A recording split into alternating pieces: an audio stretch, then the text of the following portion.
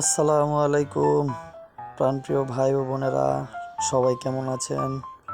আশা করি সকলে ভালো আছেন। আমিও আছি আলহামদুলিল্লাহ, আপনাদের দোয়ায় আল্লাহর রহমতে অশেষ কৃপায় ভালো আছি।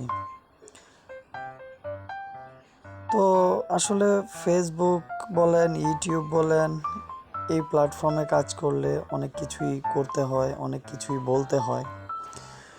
তো ফেসবুক এবং ইউটিউবে একটা নির্দিষ্ট বিষয় আছে, যেটা হচ্ছে 3 মিনিটের ভিডিও বানাতে হবে।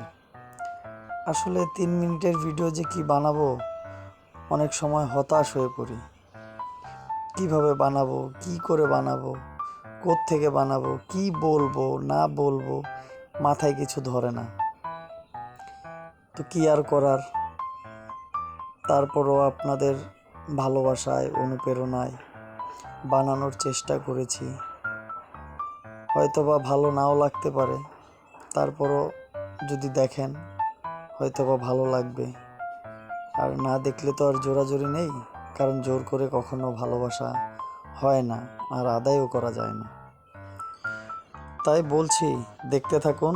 দেখতে দেখতে হয়তোবা একদিন ভালো লাগা থেকে ভালোবাসা হয়েও যেতে পারে।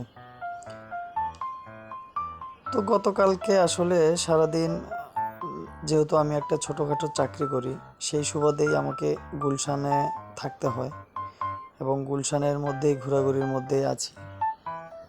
তো প্রচণ্ড বৃষ্টির মাঝে লেক পাড়ে গিয়ে কিছুটা সময় অতিবাহিত করেছি। হয়তোবা বৃষ্টিটা এখানে ঠিক মতো বোঝা যাচ্ছে না, তারপরও ক্যামেরায় যতটুকু পেরেছি ধারণ করেছি, আপনাদের সামনে তুলে এনেছি। তার মাঝে আমি যেহেতু একজন ভ্রমণ পিপাসু মানুষ, ঘুরতে আমার খুবই ভালো লাগে, তাই সব সময় ঘোরাঘুরির মধ্যেই থাকি।